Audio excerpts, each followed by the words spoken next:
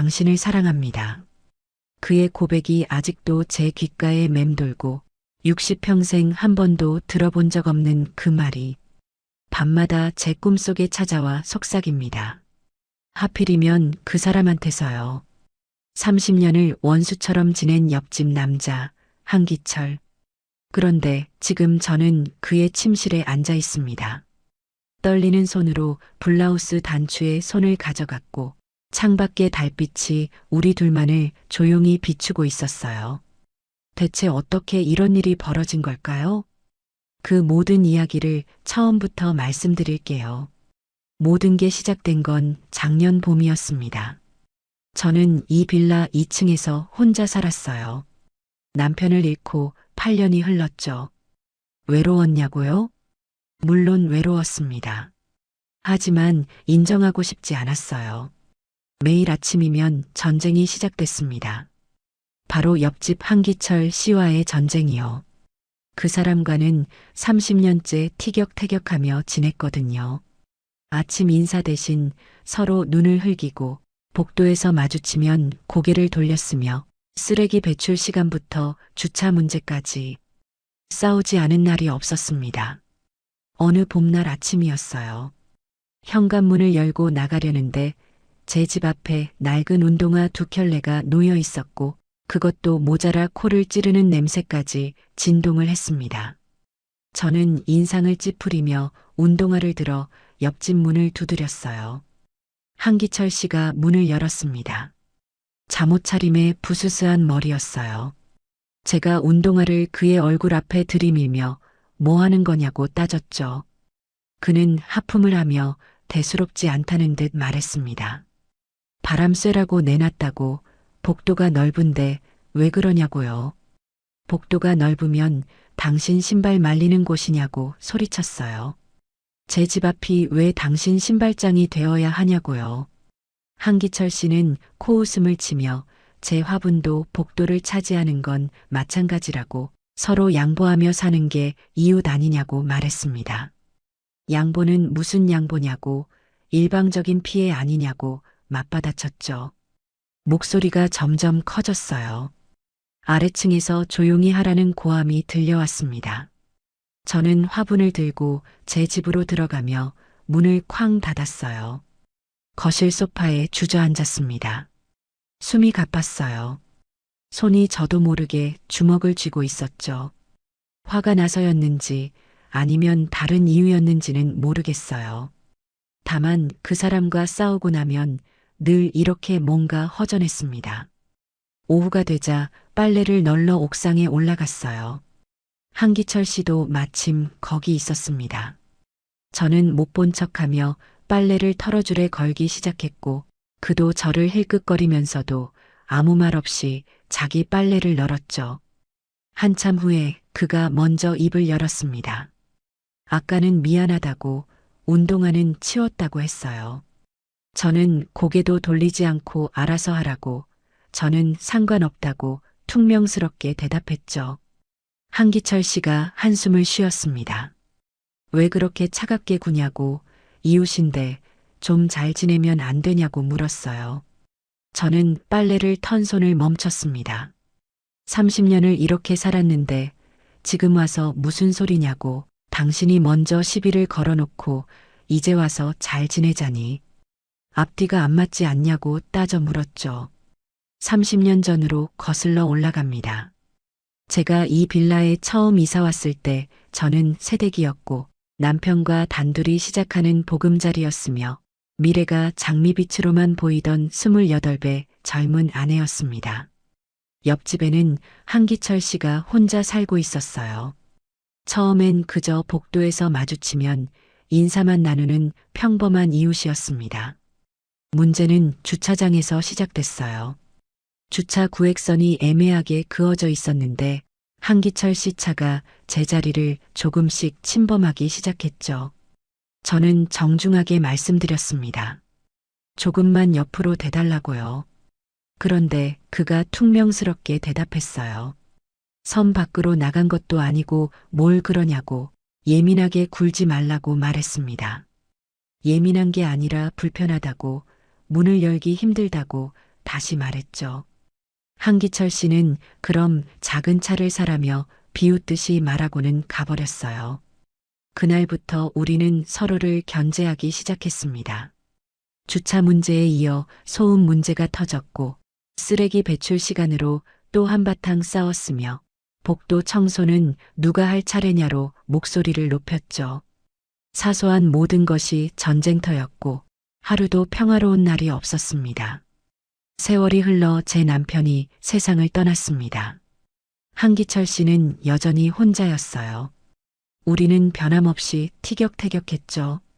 아니, 어쩌면 더 심해졌을지도 모릅니다. 말할 사람이 없어진 저는 옆집 남자와 싸우는 것으로 하루를 채웠고 그 사람도 비슷했던 것 같아요. 다시 옥상으로 돌아옵니다. 빨래를 다 널고 바구니를 들어 계단으로 향했어요. 한기철 씨는 아직 거기 서서 저를 바라보고 있었습니다. 그가 뒤에서 조심스럽게 불렀어요. 저녁이나 같이 먹지 않겠냐고 물었습니다. 혼자 먹기 심심하다고 그냥 이웃끼리 밥 한 끼 하자고 했어요. 저는 발걸음을 멈췄습니다. 뒤돌아보지는 않았어요. 안 된다고 대답했습니다. 바쁘다고, 약속이 있다고 거짓말을 했어요. 사실은 약속 따위 없었습니다.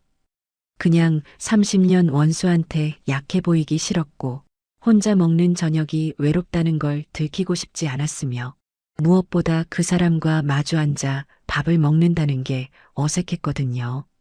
계단을 내려가는데 뒷목이 뜨거워졌습니다. 거짓말을 한 게 찔려서였을까요? 아니면 다른 이유였을까요? 저는 빨래 바구니를 꽉 움켜쥐며 집으로 돌아왔어요. 그날 저녁 혼자 밥을 먹었습니다. 텔레비전을 켰어요. 뉴스가 나왔지만 귀에 들어오지 않았죠.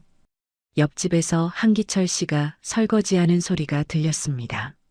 물 흐르는 소리, 그릇 부딪히는 소리, 서랍 여닫는 소리.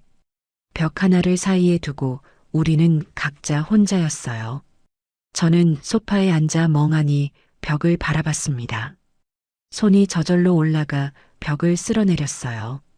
차가운 벽이었습니다. 하지만 이 벽 너머에 그 사람이 있다는 게 묘하게 느껴졌어요. 30년을 함께 살아온 이웃이자 서로 미워하면서도 어쩌면 가장 가까운 사람. 저는 고개를 저었습니다. 무슨 생각을 하는 거냐고 저 자신에게 중얼거렸어요.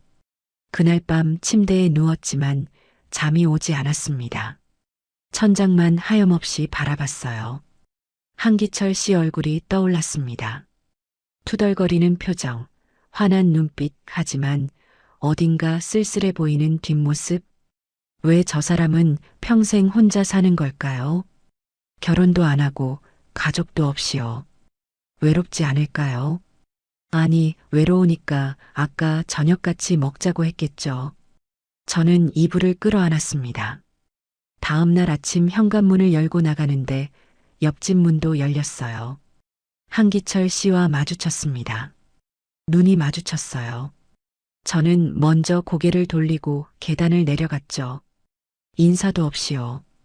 오후에 장을 보러 나갔습니다. 동네 마트까지 걸어갔어요. 장바구니에 이것저것 담았습니다. 혼자 사는데도 많이 사게 되더군요. 계산을 하고 나왔어요. 횡단보도 앞에 섰습니다. 신호를 기다렸어요. 초록불이 들어왔습니다. 저는 장바구니를 들고 횡단보도를 건너기 시작했어요. 그날 모든 게 바뀌었습니다. 중간쯤 왔을 때였습니다. 갑자기 옆에서 급한 엔진 소리가 들렸고 고개를 돌리는 순간 검은색 승용차가 제 쪽으로 돌진하고 있었어요. 정신이 아찔했습니다.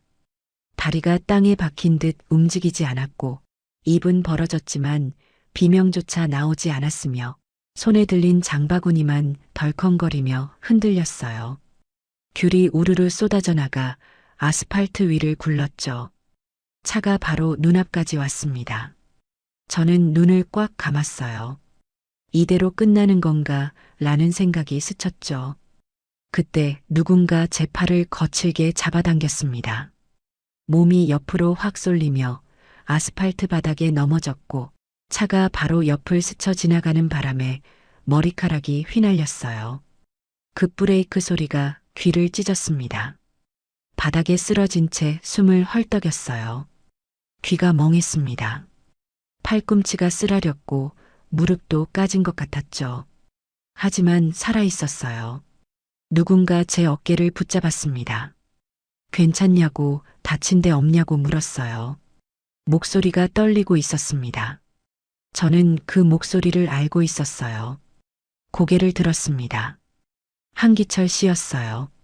얼굴이 새하얗게 질려 있었고 입술에서 피가 나 있었는데 본인이 깨문 것 같았으며 두 손은 제 어깨를 붙잡은 채 마구 떨리고 있었습니다. 저는 멍하니 그를 바라봤어요. 아직 무슨 일이 일어난 건지 제대로 파악이 안 됐거든요. 한기철 씨가 제 팔을 잡고 일으켜 세웠습니다. 다리에 힘이 들어가지 않았어요. 휘청거리는 저를 그가 부축했습니다. 인도까지 데려갔어요. 벤치에 앉혔죠. 저는 그제야 몸이 후들거리기 시작했습니다. 주변에 사람들이 모여들었어요.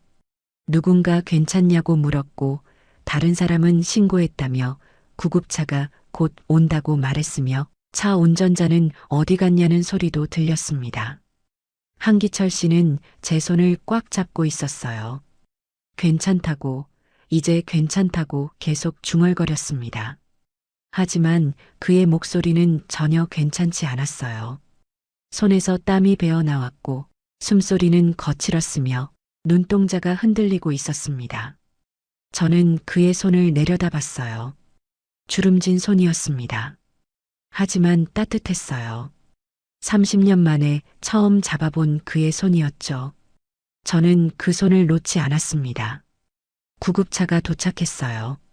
구급대원이 저를 들것에 눕혔습니다. 한기철 씨가 같이 가겠다고 말했어요. 구급대원이 보호자냐고 물었습니다. 그는 잠시 망설였어요. 입술을 깨물었습니다. 그러더니 가족이라고 거짓말을 했어요. 저는 아무 말도 하지 않았습니다. 구급차 아니었습니다. 한기철 씨는 제 옆에 앉아 여전히 제 손을 잡고 있었고 창밖을 보는 듯 했지만 실은 아무것도 보지 않는 표정이었으며 입술을 자꾸만 깨물어 피가 번지고 있었어요. 저는 그에게 말했습니다. 고맙다고요. 당신이 아니었으면 큰일 날 뻔했다고 했어요. 한기철 씨가 저를 봤습니다. 그의 눈에 물기가 어려 있었어요. 고개를 저었습니다.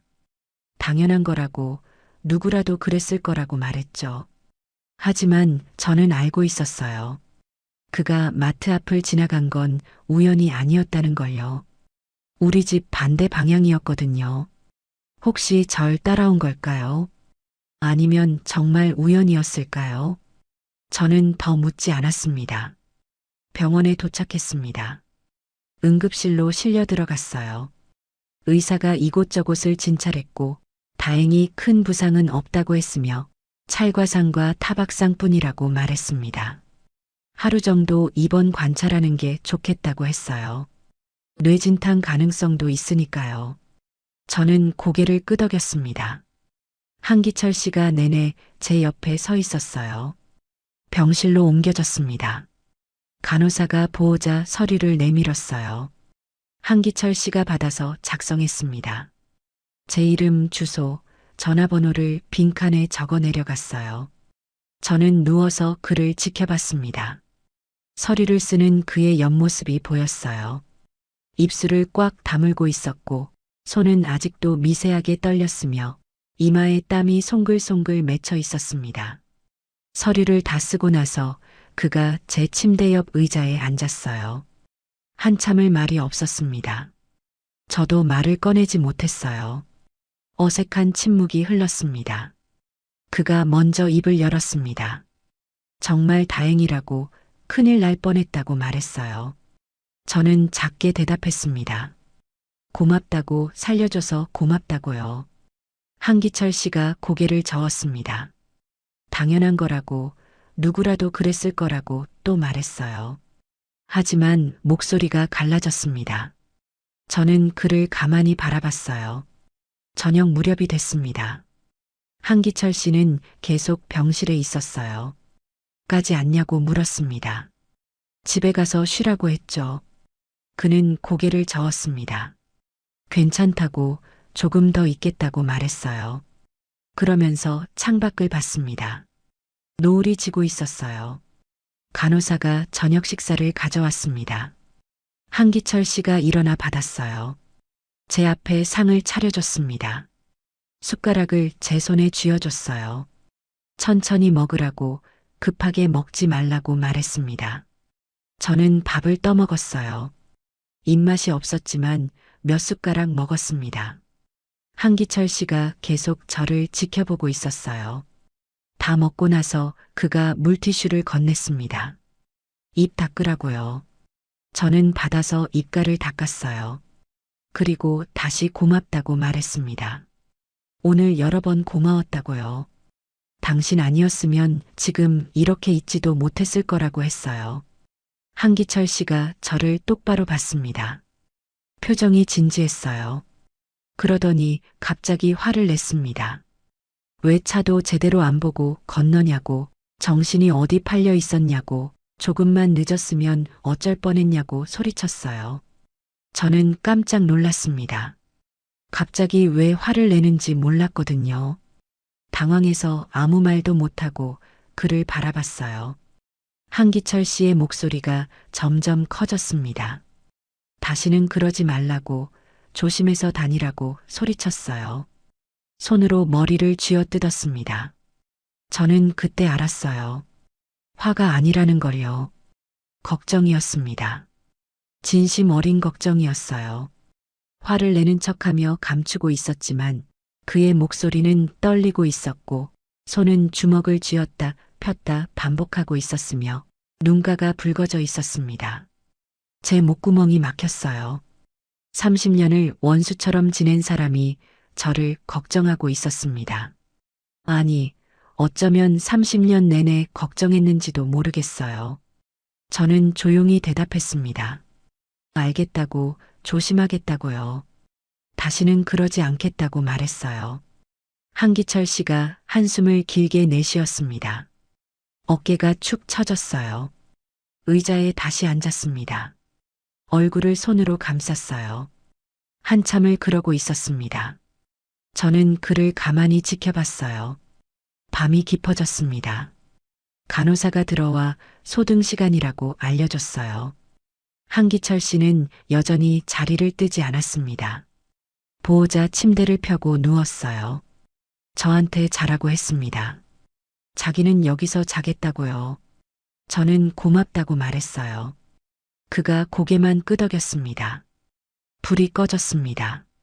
어둠 속에서 한기철 씨의 숨소리가 들렸어요. 규칙적이지 않았습니다. 그도 잠을 못 자고 있었어요. 한참이 지나서 그가 조용히 말했습니다. 정말 다행이라고, 오늘 정말 무서웠다고요. 저를 잃을 뻔했다고 중얼거렸어요. 저를 잃을 뻔했다니 무슨 의미일까요? 30년 원수를 잃을 뻔했다는 게 왜 무서운 걸까요? 저는 대답하지 않고 눈을 감았습니다. 하지만 잠이 오지 않았어요. 그의 말이 머릿속에서 맴돌았습니다. 저를 잃을 뻔했다. 그 말이 자꾸만 귓가에 울렸어요. 옆집에서 30년을 함께 살았습니다. 티격태격 싸우며 지냈죠. 서로 미워했어요. 적어도 저는 그렇게 생각했습니다. 그런데 오늘 그 사람이 절 구했어요. 제 손을 잡아줬고 병원까지 따라왔으며 화를 내며 걱정해줬고 지금도 제 곁을 지키고 있습니다. 저는 천장을 바라봤습니다. 희미한 달빛이 창문으로 들어와 병실을 비췄어요. 한기철 씨의 윤곽이 어둠 속에서 보였습니다. 옆으로 누워 저를 향해 있었어요. 30년. 긴 시간입니다. 그 시간 동안 우리는 무엇이었을까요? 정말 원수였을까요? 저는 모르겠습니다. 다만 오늘 하루 동안 느낀 건 그 사람의 손이 따뜻했다는 것, 그 사람의 걱정이 진심이었다는 것, 그리고 그 사람이 곁에 있어서 외롭지 않았다는 것, 그것뿐이었습니다. 눈을 뜨자 창문으로 희미한 아침빛이 스며들고 있었고, 고개를 돌리니 한기철 씨가 보호자 침대에 앉아 밤새 잠 못 이룬 얼굴로 저를 바라보고 있었습니다. 눈이 마주쳤어요. 그가 얼른 일어났습니다. 괜찮냐고, 어디 아픈 데 없냐고 물었어요. 저는 괜찮다고 대답했습니다. 생각보다 몸이 괜찮았어요.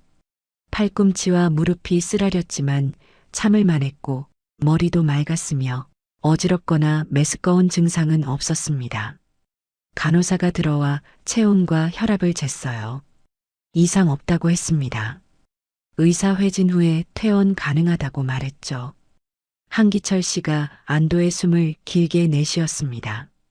저는 그 모습을 가만히 지켜봤어요.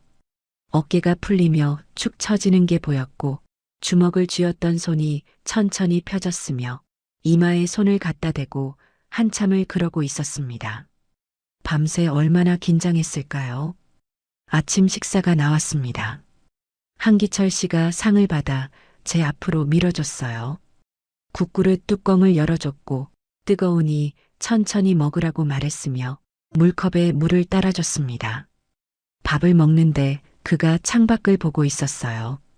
하지만 시선이 자꾸 저한테로 돌아왔습니다. 제가 밥을 잘 먹는지 확인하고 있었어요. 국을 다 먹었는지 반찬은 입에 맞는지 살피고 있었죠. 다 먹고 나서 숟가락을 내려놓았습니다. 한기철 씨가 물티슈를 건넸어요. 저는 받아서 입가를 닦았습니다. 그리고 말했어요. 오늘 퇴원하면 집에 가서 쉬어야 한다고요. 당신도 피곤할 텐데 빨리 가서 자라고 했습니다.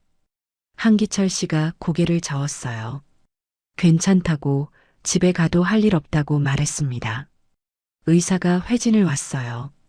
상처를 확인하더니 잘 아물고 있다고 했습니다. 소독만 잘하면 된다고요. 처방전을 써줬어요. 퇴원 수속을 밟으라고 했습니다. 한기철 씨가 모든 걸 처리했어요. 서류도 작성하고 약도 받아왔으며 제 짐까지 챙겼습니다. 저는 그저 따라가기만 했어요. 병원을 나왔습니다. 햇살이 눈부셨어요. 한기철 씨가 택시를 잡았습니다. 제 팔을 부축해서 태워줬어요. 자기도 함께 탔습니다. 집까지 가는 동안 말이 없었어요. 저는 창밖을 봤습니다. 어제 사고 났던 횡단보도가 지나갔어요. 몸이 움찔했습니다. 한기철 씨가 제 손을 덮었어요. 놀라서 그를 봤습니다. 그는 앞만 보고 있었어요. 하지만 손은 계속 제 손 위에 있었습니다. 따뜻했어요. 저는 손을 빼지 않았습니다. 그냥 두었어요. 빌라에 도착했습니다. 계단을 올라가는데 한기철 씨가 허리를 받쳐줬어요. 천천히 조심스럽게요. 제 집 문 앞까지 데려다 줬습니다. 열쇠로 문을 열었어요. 한기철 씨가 신발까지 벗겨줬습니다. 저는 당황스러웠어요. 이 나이에 누가 신발을 벗겨준다는 게요. 거실로 들어갔습니다. 한기철 씨가 소파에 앉으라고 했어요. 저는 앉았습니다. 그는 부엌으로 갔어요. 물을 떠왔습니다. 약을 꺼내 제 손에 쥐어줬어요. 이거부터 먹으라고요. 저는 약을 먹었습니다. 물을 마시는데 그가 물었어요. 점심은 어떻게 할 거냐고, 냉장고에 뭐가 있냐고요. 저는 별로 없다고 대답했습니다. 어제 장을 보다가 사고가 났으니까요. 한기철 씨가 알았다며 잠깐 다녀오겠다고 했습니다. 자기 집으로 갔어요. 저는 소파에 앉아 멍하니 창밖을 바라봤습니다. 햇살이 따스하게 쏟아져 들어왔어요. 얼마 안 있어 한기철 씨가 돌아왔습니다. 손에 냄비를 들고 있었어요. 뚜껑을 열자 김이 모락모락 났습니다. 미역국이었어요. 자기가 끓인 거라고 했습니다. 많이는 못 끓였지만 먹으라고요. 저는 냄비를 받아들며 그를 봤어요. 한기철 씨가 요리를 한다는 게 신기했습니다. 부엌으로 가서 국을 그릇에 담았어요. 밥도 찾아서 퍼왔습니다. 상을 차려 거실로 가져갔어요. 한기철 씨가 먹으라고 했습니다. 입맛 없어도 조금은 먹어야 한다고요. 저는 숟가락을 들었습니다. 국을 한 숟가락 떴어요. 입에 넣었습니다. 맛있었어요. 간이 딱 맞았고 미역은 부드러웠으며 국물은 구수했습니다. 저는 놀라서 한기철 씨를 봤어요. 요리 잘한다고 말했습니다. 그가 어색하게 웃었어요. 혼자 살다 보니 배웠다고, 매일 밖에서 먹을 수는 없으니까 했다고 말했습니다. 저는 고개를 끄덕이며 계속 먹었어요. 그러면서 또 궁금해졌습니다. 왜 혼자 사는 걸까요? 왜 결혼을 안 한 걸까요? 30년을 궁금했던 질문이었어요. 밥을 다 먹었습니다. 한기철 씨가 설거지를 하겠다고 했어요. 저는 괜찮다고, 나중에 제가 할 테니 그냥 두라고 말했습니다. 그는 안 된다며 부엌으로 갔어요.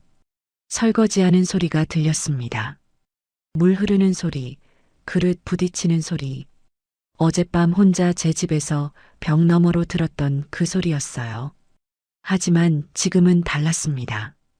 같은 공간에 있었으니까요. 벽 너머가 아니라 바로 옆에서요.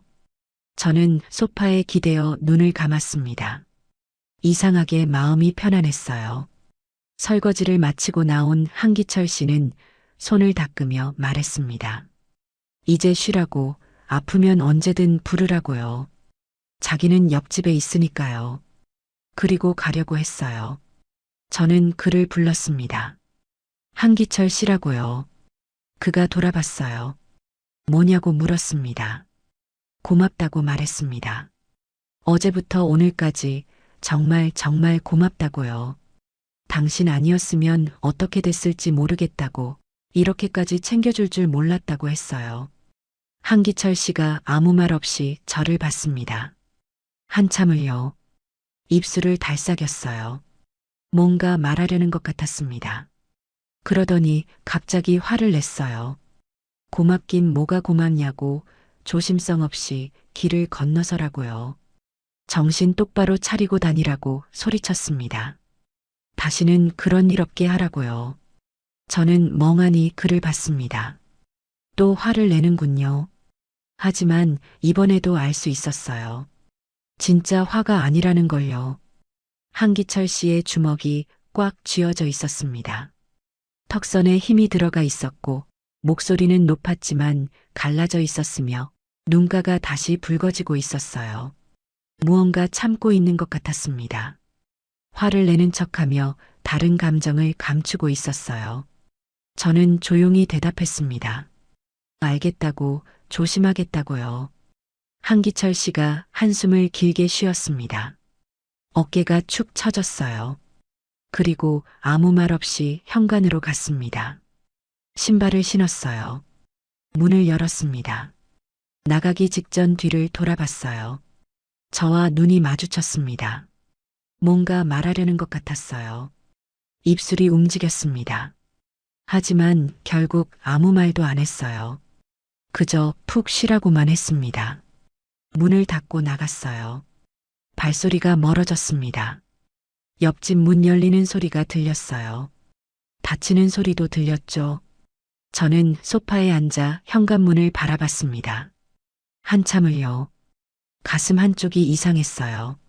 뭔가 따뜻한 것이 차오르는 것 같았습니다. 목구멍까지 올라왔어요. 30년을 원수처럼 지낸 사람. 그런데 어제 오늘 이틀 동안 제가 본 건 전혀 다른 사람이었어요. 따뜻하고 다정하고 걱정 많은 사람. 저를 살려주고 밤새 지켜주고 밥까지 차려준 사람. 손을 내려다봤습니다. 택시 안에서 그가 덮었던 그 손이었어요. 아직도 온기가 남아있는 것 같았습니다. 저는 다른 손으로 그 손을 감쌌어요. 창밖을 봤습니다. 봄볕이 따사롭게 쏟아지고 있었어요. 나무에 새싹이 돋아나고 있었고 바람에 커튼이 살랑거렸으며 어디선가 새소리가 들렸습니다. 봄이었습니다. 제 마음에도 봄이 오고 있었어요. 얼어붙었던 무언가가 녹아내리는 것 같았고, 오랫동안 닫혀있던 문이 조금씩 열리는 것 같았으며, 30년 동안 느껴보지 못한 온기가 스며들고 있었습니다. 그날 오후 침대에 누웠습니다. 몸이 피곤했어요. 눈을 감았습니다. 한기철 씨 얼굴이 떠올랐어요. 투덜거리는 표정, 화난 척하는 목소리, 하지만 걱정으로 가득한 그 얼굴. 저는 이불을 끌어안았습니다. 입가에 미소가 번지는 걸 느꼈어요. 이상했습니다. 벽 너머에서 소리가 들렸어요. 한기철 씨가 움직이는 소리였습니다. 뭔가를 하고 있었어요. 저는 벽에 손을 갖다 댔습니다. 차갑지 않았어요. 따뜻했습니다.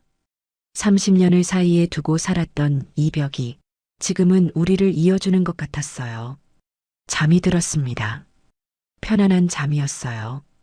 꿈을 꿨습니다. 누군가 제 손을 잡고 있는 꿈이었어요.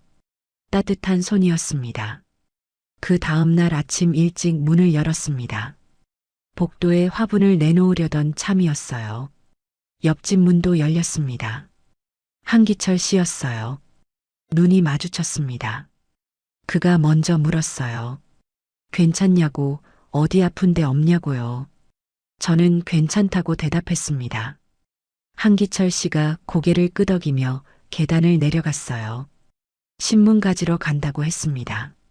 하지만 저는 알고 있었어요. 확인하러 온 거라는 걸요. 며칠이 지났습니다. 한기철 씨는 매일 아침 제 문 앞을 지나갔어요. 산책 간다고, 우편함 확인한다고 핑계를 댔죠. 하지만 시선은 늘 제 문을 향했고, 발걸음도 제 집 앞에서 느려졌으며, 제가 문을 열면 안도하는 표정을 지었습니다. 일주일쯤 됐을 때 한기철 씨가 비닐봉지를 들고 왔어요. 시장에 갔다 왔다며 반찬을 내밀었습니다. 시금치나물이었어요. 참기름이 자르르하게 발라져 있었고 통깨가 송송 박혀 있었으며 비닐봉지 너머로도 고소한 냄새가 났습니다. 혼자 먹기 많아서 나눠 먹자고 했어요. 저는 받았습니다. 고맙다고 말했어요. 한기철 씨가 어색하게 웃으며 할 일 없어서 그랬다고 별거 아니라고 말했는데 귓가가 빨개져 있었습니다. 다음 날 또 반찬이 왔어요. 도라지 무침이었습니다. 새하얗게 묻혀져 있었고 새콤달콤한 냄새가 났으며 정성스럽게 담겨 있었어요. 그 다음 날도요. 멸치볶음이었습니다. 고추씨가 박혀 빨갛게 빛났고 바삭하게 볶아져 있었으며 견과류까지 들어가 있었어요.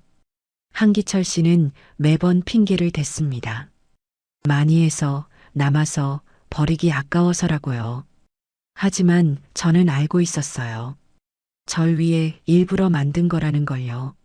저도 반찬을 만들기 시작했습니다. 감자조림을 했어요. 간장이 자작하게 배어들도록 졸였고 설탕을 살짝 넣어 달콤하게 만들었으며 깨소금을 뿌려 고소함을 더했습니다. 한기철 씨 집 문 앞에 놓고 왔어요. 벨은 누르지 않았습니다. 그냥 두고 왔어요. 계단을 내려오는데 옆집 문 여는 소리가 들렸습니다. 한참 후에 한기철 씨가 제 문을 두드렸어요. 문을 열었습니다. 그가 환하게 웃고 있었어요. 감자조림 맛있게 먹겠다고 고맙다고 말했습니다. 그렇게 한 달이 흘렀습니다. 우리는 매일 반찬을 주고받았어요. 말은 별로 안 했습니다. 그냥 문 앞에 놓고 갔죠. 하지만 그게 좋았어요. 아침에 일어나면 문 앞에 반찬이 놓여 있었고 저도 뭔가 만들어 그 집 문 앞에 놓았으며 그러면 한기철 씨가 고맙다고 인사하러 왔고 저도 웃으며 별 말씀을 이라고 대답했습니다. 2달째 되던 어느 저녁이었어요. 현관벨이 울렸습니다. 한기철 씨였어요. 손에 커다란 봉지를 들고 있었습니다. 수박이라고 하나 사니까 너무 크다고 말했어요. 같이 먹자고 했습니다. 저는 망설였어요. 집 안으로 들이는 게 어색했거든요. 하지만 거절할 수가 없었습니다. 들어오라고 했어요. 한기철 씨가 30년 만에 제 집에 들어왔습니다. 신발을 벗으며 어색하게 거실을 둘러봤어요. 소파에 앉으라고 했습니다. 저는 부엌에서 수박을 썰었어요. 빨갛게 익은 수박이었습니다. 칼을 넣자 시원한 물이 흘러나왔고 달콤한 냄새가 퍼졌으며 한 입 크기로 잘라 접시에 담았습니다. 거실로 가져갔어요. 한기철 씨가 텔레비전을 보고 있었습니다. 뉴스가 나왔어요. 저는 수박 접시를 탁자에 놓고 옆에 앉았습니다. 수박을 먹으며 뉴스를 봤어요. 날씨 이야기가 나왔습니다. 한기철 씨가 말했어요. 요즘 덥다고 곧 장마가 온다고요. 저도 맞장구 쳤습니다. 그러게요. 올해 장마는 길 것 같다고 했어요. 별 의미 없는 대화였습니다. 하지만 편안했어요. 수박을 한 조각 더 집어 먹었습니다. 달았어요. 시원했고요. 한기철 씨도 한 조각 먹으며 웃었습니다. 저는 그를 힐끗 봤어요. 수박을 먹는 그의 모습이 보였습니다. 조심스럽게 먹고 있었어요. 물이 떨어질까봐 손으로 받쳐 먹고 있었죠. 그 모습이 귀여워 보였습니다. 저는 웃음이 나왔어요. 한기철 씨가 왜 웃냐고 물었습니다. 아무것도 아니라고 그냥 웃음이 나서라고 대답했어요. 수박을 다 먹었습니다. 한기철 씨가 일어나려 했어요. 저는 커피라도 한잔하고 가라고 말했습니다. 그가 앉았어요. 부엌으로 갔습니다. 커피를 내렸어요. 원두를 갈아 드리퍼에 넣고 뜨거운 물을 천천히 부었으며 고소한 향이 부엌 가득 퍼졌습니다. 커피를 들고 나왔어요. 한기철 씨에게 건넸습니다. 고맙다며 받았어요. 한 모금 마시더니 맛있다고 했죠. 저도 커피를 마셨습니다. 한참을 말없이 앉아 있었어요. 침묵이 불편하지 않았습니다. 오히려 편안했어요. 한기철 씨가 먼저 입을 열었습니다. 요즘 몸은 괜찮냐고 물었어요. 사고 후유증은 없냐고요. 저는 괜찮다고 대답했습니다. 덕분에 잘 나았다고요. 그가 다행이라며 고개를 끄덕였습니다. 그러더니 조심스럽게 물었어요. 혼자 사는 게 외롭지 않냐고요. 저는 잠시 생각했습니다. 외로웠냐고요? 남편 잃고 8년을 혼자 살았어요. 물론 외로웠죠. 하지만 최근 2달은 달랐습니다. 매일 아침 문 앞에 반찬이 놓여 있었고 저녁이면 수박을 같이 먹었으며 이렇게 커피를 마시며 앉아 있었어요. 외롭지 않았습니다. 괜찮다고 대답했어요. 요즘은 괜찮다고요. 한기철 씨가 저를 봤습니다. 뭔가 더 묻고 싶은 표정이었어요. 하지만 말하지 않았습니다. 그저 고개를 끄덕이며 커피를 마셨어요. 저도 마셨습니다. 창밖에 노을이 지고 있었어요. 한기철 씨가 말했습니다. 자기도 평생 혼자 살았다고요. 외롭지 않다면 거짓말이라고 했어요. 특히 밤이 되면 더 그렇다고요. 저는 그를 가만히 바라봤습니다. 왜 결혼 안 했냐고 물었어요. 30년을 궁금했던 걸 처음 물었습니다. 한기철 씨는 한참을 말이 없었어요. 커피잔을 돌리고 있었습니다. 한참이 지나서 천천히 입을 열었어요. 좋아하는 사람이 있었다고 했습니다. 아주 오래전부터요. 하지만 고백하지 못했다고요. 용기가 없었다고 말했습니다. 저는 더 묻지 않았어요. 뭔가 묻지 말아야 할 것 같았거든요. 한기철 씨는 창밖을 봤습니다. 그 사람은 결혼했다고 했어요. 행복해 보였다고요. 그래서 자기는 그냥 혼자 살았다고 말했습니다. 목구멍이 막혔습니다. 30년을 혼자 산 이유가 그거였어요. 좋아하는 사람을 보내고 평생 혼자 산 거였죠.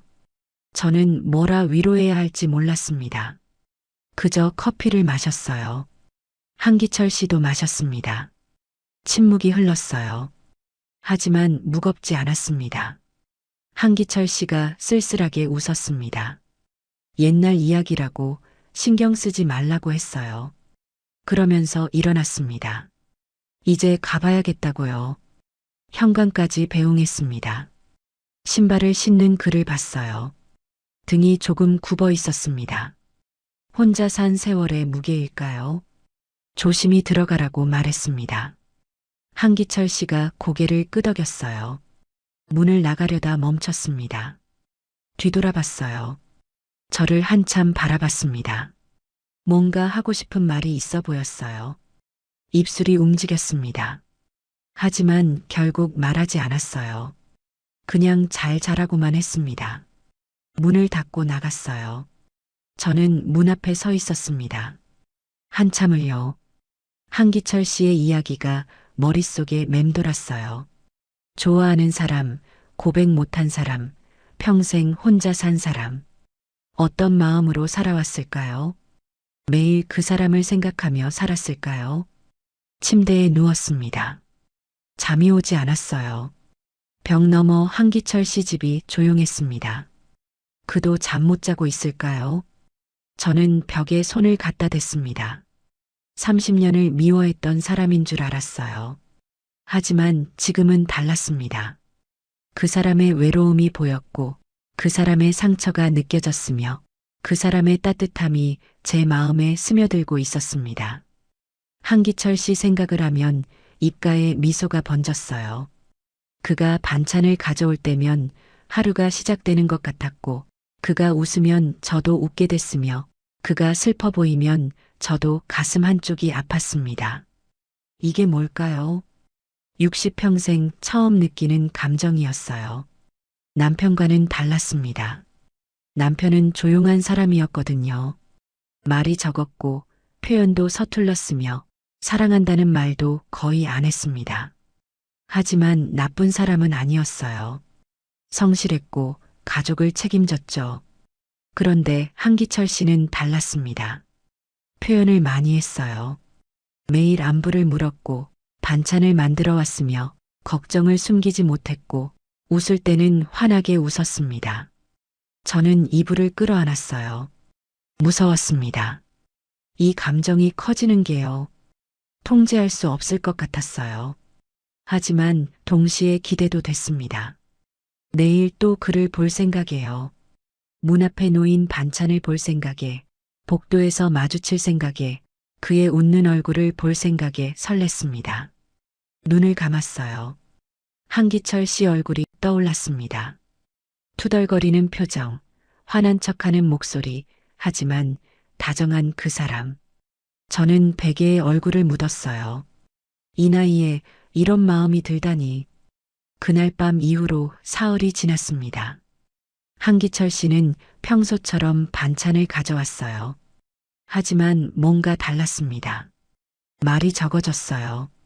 저를 제대로 쳐다보지도 않았습니다. 반찬을 문 앞에 놓고 그냥 갔어요. 벨도 누르지 않았습니다. 저는 문 너머로 그의 발소리가 멀어지는 걸 들었어요. 일주일이 지났습니다. 한기철 씨가 더 멀어졌어요. 아침에도 복도에서 마주치지 않았고 반찬도 이틀에 한 번으로 줄었으며 옆집에서 들리던 생활 소리도 조용해졌습니다. 저도 어색했어요. 그가 털어놓은 이야기 때문이었습니다. 좋아하는 사람이 있었다는 말, 평생 혼자 산 이유, 그 말들이 자꾸 떠올랐어요. 어느 오후 빨래를 널러 옥상에 올라갔습니다. 한기철 씨가 거기 있었어요. 등을 보이고 서 있었습니다. 저는 멈칫했어요. 빨래를 널기 시작했습니다. 한기철 씨는 뒤돌아보지 않았어요. 침묵이 흘렀습니다. 무거운 공기였어요. 빨래를 다 널었습니다. 바구니를 들고 돌아서려 했어요. 그때 한기철 씨가 말했습니다. 미안하다고요. 저는 멈춰섰습니다. 뒤돌아봤어요. 한기철 씨는 여전히 등을 보이고 있었습니다. 괜한 이야기를 했다고 말했어요. 불편하게 만들어서 미안하다고요. 저는 아니라고 대답했습니다. 불편하지 않다고 했어요. 오히려 고맙다고요. 이야기해줘서요. 한기철 씨가 천천히 돌아섰습니다. 눈이 마주쳤어요. 그의 눈동자가 흔들리고 있었습니다. 뭔가 참고 있는 것 같았어요. 입술을 깨물고 있었고 주먹을 꽉 쥐었으며 턱선에 힘이 들어가 있었습니다. 저는 한 걸음 다가갔습니다. 한기철 씨도 한 걸음 다가왔어요. 그리고 멈췄습니다. 숨소리가 들렸습니다. 한참의 침묵 끝에 그가 입을 열었습니다. 지난번 이야기, 그 좋아하는 사람 말이라고요. 저는 고개를 끄덕였습니다. 한기철 씨가 숨을 깊이 들이쉬었어요. 그 사람이 당신이라고 말했습니다. 저는 숨이 멎었어요. 뭐라고요? 한기철 씨가 저를 똑바로 봤습니다. 30년간 당신만 봤다고 했어요. 30년 전 이 빌라에 처음 이사 왔을 때부터, 복도에서 마주친 그 순간부터 단 하루도 당신이 아닌 다른 사람을 생각해 본 적 없다고 말했습니다. 당신이 결혼했을 때도, 남편과 행복해 보일 때도, 남편을 잃고 슬퍼할 때도 매일매일 당신만 봤다고, 하지만 다가갈 수 없었다고, 그래서 일부러 싸웠다고 말했어요. 티격태격하면서라도 곁에 있고 싶었다고요. 그렇게라도 당신과 이야기하고 싶었다고, 당신 목소리를 듣고 싶었다고, 당신 얼굴을 보고 싶었다고 했습니다. 저는 할 말을 잃었습니다. 30년이요? 30년을 혼자 좋아한 거예요? 코끝이 찡해졌습니다. 한기철 씨의 눈에 물기가 어렸습니다. 교통사고 났을 때 정말 미칠 것 같았다고 했어요. 당신을 잃을 뻔했다고요. 그때 깨달았다고 말했습니다. 더는 참을 수 없다고요. 이제라도 말해야 한다고, 거절당해도 좋으니 진심을 전하고 싶다고, 평생 후회하며 살고 싶지 않다고 했습니다. 시야가 흐려졌어요. 눈가가 뜨거워졌습니다. 저는 그를 멍하니 바라봤어요. 한기철 씨도 눈가가 붉어져 있었습니다. 저도 모르겠다고 말했습니다. 언제부턴가 당신 생각을 한다고요. 아침에 눈 뜨면 당신이 떠오른다고 했어요. 반찬 만들 때도, 밥 먹을 때도, 잠들 때도요. 이게 뭔지 모르겠다고 했습니다. 60평생 처음이라고요. 무섭기도 하다고, 하지만 당신이 있어서 외롭지 않다고 말했어요. 한기철 씨가 한 걸음 더 다가왔습니다.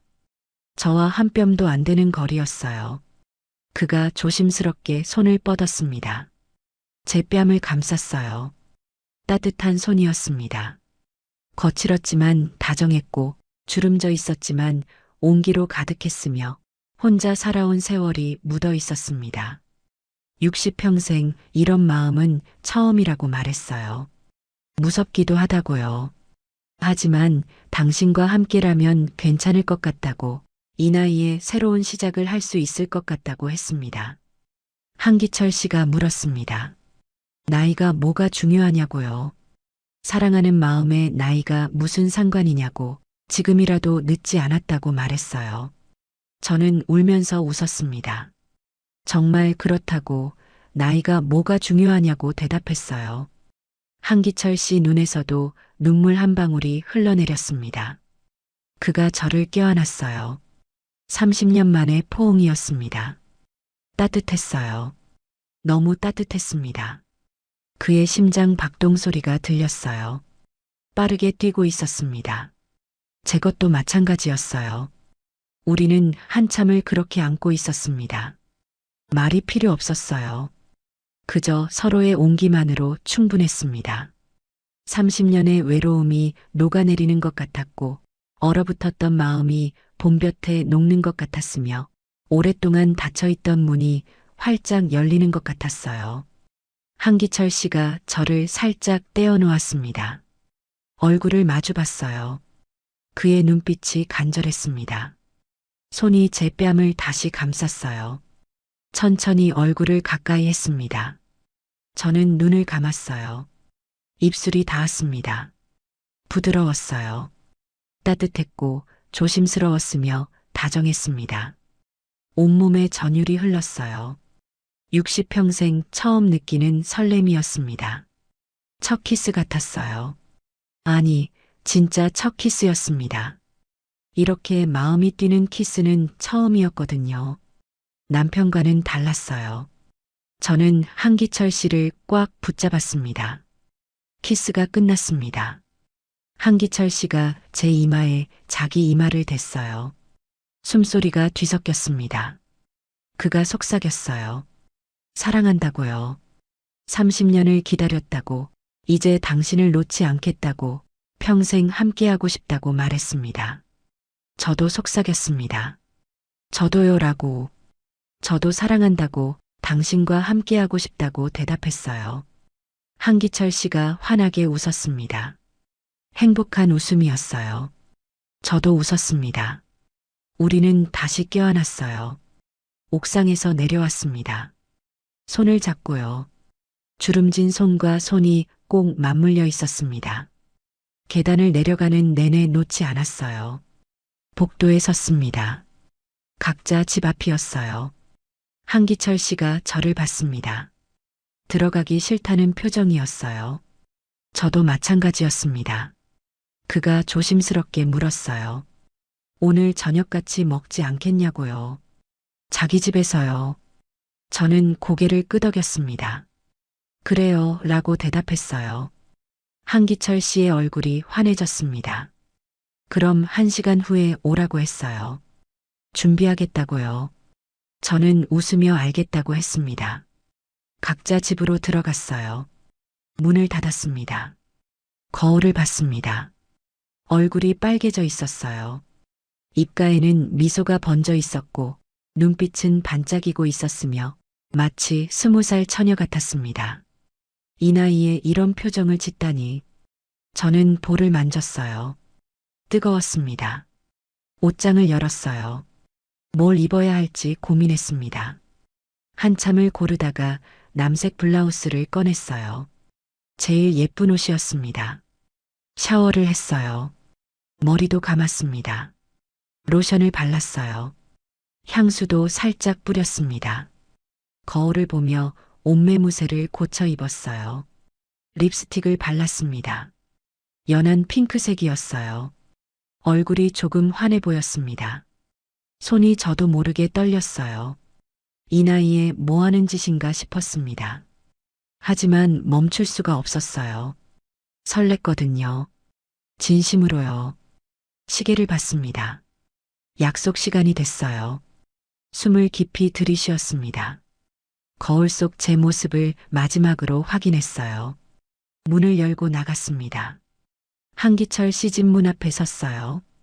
벨을 누르기 전에 잠시 멈췄습니다.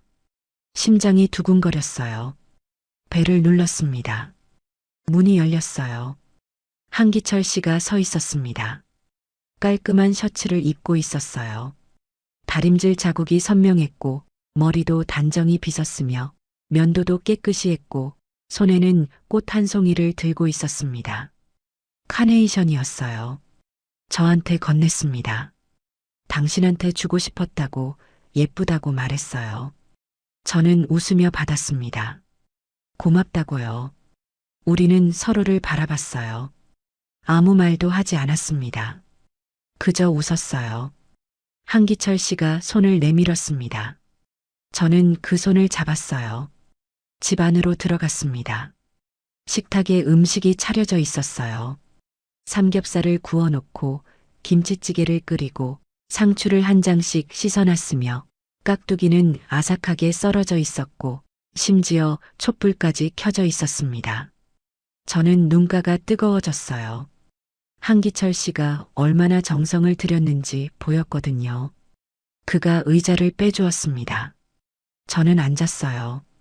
저녁을 먹었습니다. 맛있었어요. 하지만 음식 맛보다 더 좋았던 건 함께라는 것이었습니다. 마주보며 먹는 저녁 30년 만의 일이었어요.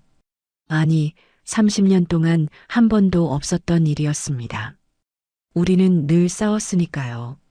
하지만 지금은 웃으며 밥을 먹고 있었고 서로를 보며 행복해하고 있었으며 손을 잡고 있었습니다. 식사를 마쳤습니다. 와인을 한 잔씩 마셨어요. 소파에 나란히 앉았습니다. 한기철 씨가 제 손을 잡았어요. 놓지 않았습니다. 그가 말했어요. 행복하다고요. 이렇게 당신과 함께 있는 게요. 저도 같은 마음이라고 대답했습니다. 저도 행복하다고요. 한기철 씨가 저를 봤습니다. 눈빛이 깊어졌어요. 얼굴이 가까워졌습니다. 다시 키스했어요. 이번엔 더 깊었습니다. 더 간절했고 더 뜨거웠으며 더 절실했어요. 한기철 씨가 저를 끌어안았습니다. 저도 그를 안았어요. 숨이 가빠졌습니다. 그가 제 귀에 속삭였어요. 오늘 밤 함께 있고 싶다고요. 저는 눈을 감았습니다. 고개를 끄덕였어요. 저도 원한다고 대답했습니다. 60평생 이런 밤은 처음이었습니다. 한기철 씨가 제 손을 이끌었고 함께 침실로 향했으며 문을 열자 은은한 조명만 켜진 방 안으로 달빛이 희미하게 스며들고 있었습니다. 저는 깊이 숨을 들이쉬었어요. 한기철 씨가 저를 돌아보게 했습니다. 얼굴을 마주 봤어요. 그의 눈동자가 간절했습니다. 조심스럽게 제 어깨에 손을 올렸어요. 저는 그의 손을 잡았습니다. 괜찮다고, 천천히 해도 된다고 눈으로 말했어요. 한기철 씨가 고개를 끄덕였습니다. 그가 제 뺨에 입맞춤했어요. 목덜미에도요. 어깨에도 입술을 가져다 댔습니다. 온몸에 파도처럼 무언가가 밀려왔어요. 저도 그의 뺨에 손을 갖다 댔습니다. 따뜻했어요. 서로를 천천히 느꼈습니다. 시간이 멈춘 것 같았어요. 침대에 함께 앉았습니다. 마주보며 앉아 있었어요. 한기철 씨가 제 손을 잡았습니다. 손가락 사이로 손가락을 끼웠어요. 정말 괜찮냐고 물었습니다. 저는 고개를 끄덕였어요. 원한다고, 당신과 함께하고 싶다고 대답했습니다. 그가 제 이마에 키스했어요. 달빛이 우리를 감싸 안았습니다. 세상에는 우리 둘만 남은 것 같았어요. 한기철 씨가 제 귀에 속삭였습니다. 사랑한다고, 평생 사랑하겠다고요. 저는 눈가가 뜨거워졌습니다. 저도 사랑한다고 속삭였어요. 당신만 있으면 된다고요. 그가 더 꽉 안아줬습니다. 온기가 전해졌어요. 30년의 외로움이 녹아내리는 것 같았고 봄바람이 겨울 땅을 녹이듯 그의 따뜻함이 제 마음 깊숙이 스며들었으며 오랫동안 닫혀있던 문이 활짝 열리는 것 같았습니다. 그의 손이 제 등을 쓰다듬었어요.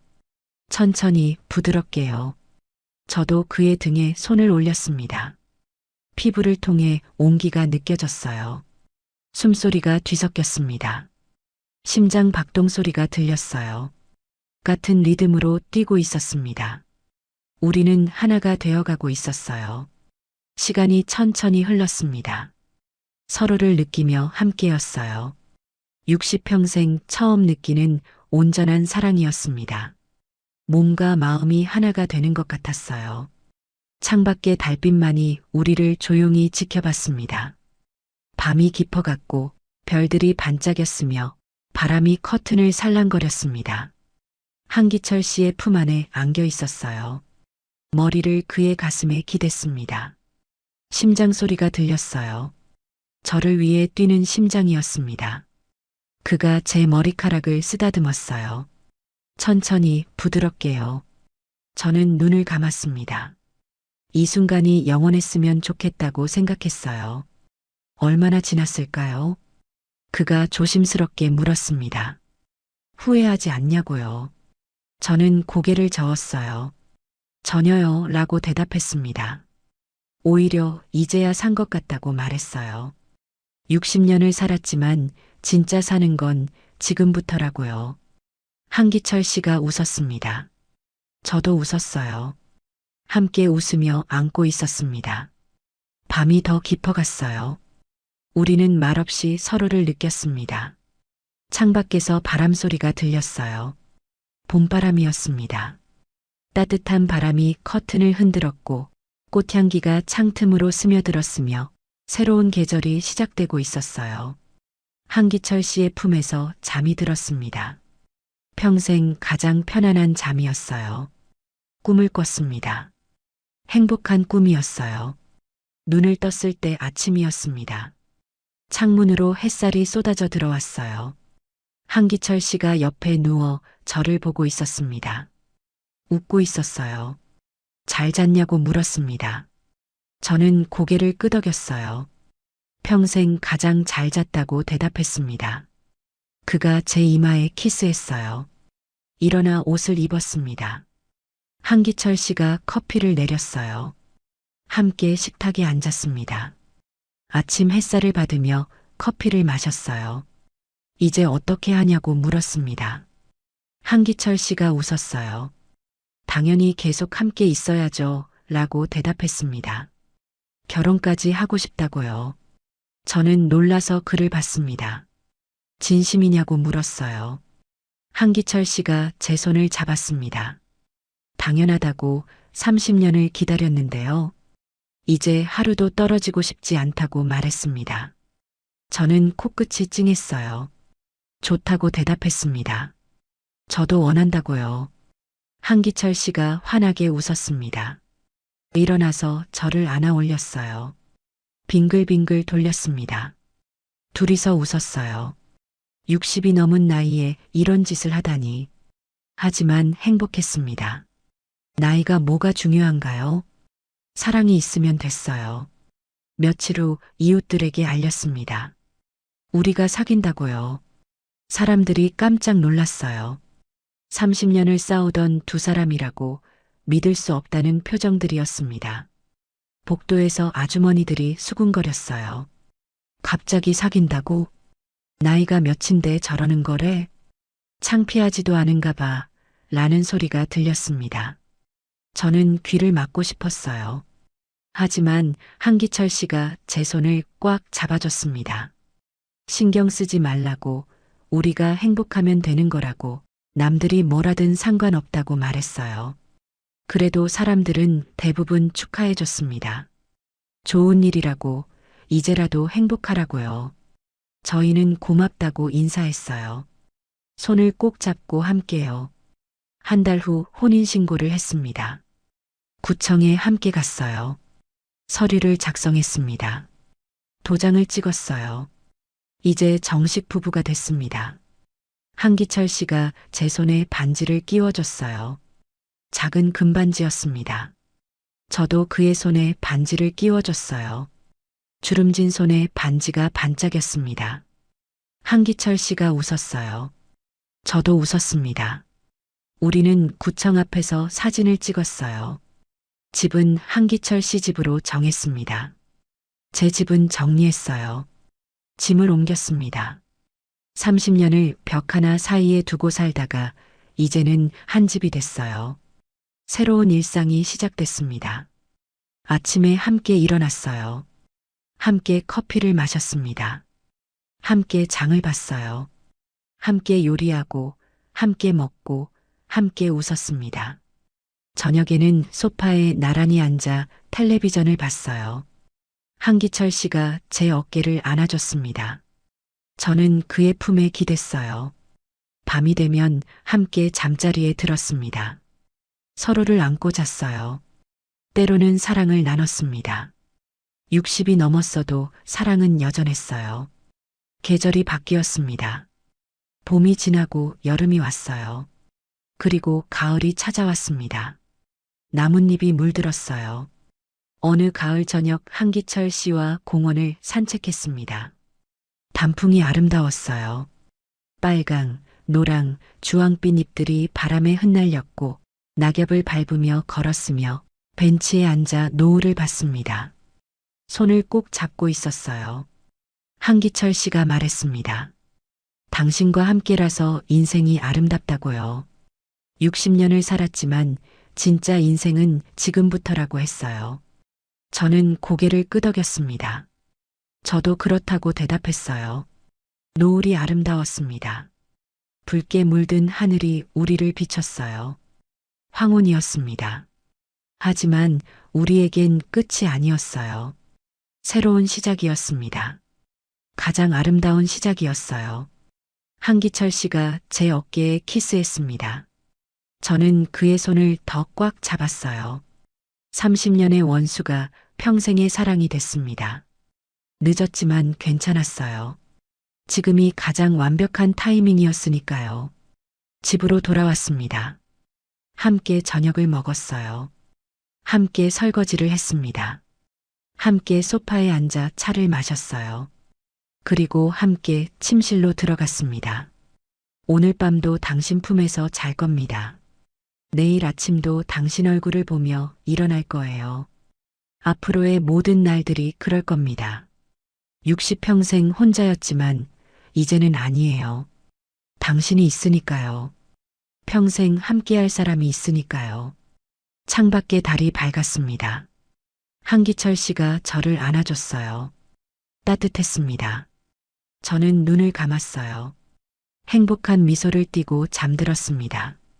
30년 원수에서 황혼의 연인으로 우리의 사랑 이야기는 이제 시작입니다. 가장 아름다운 시작입니다.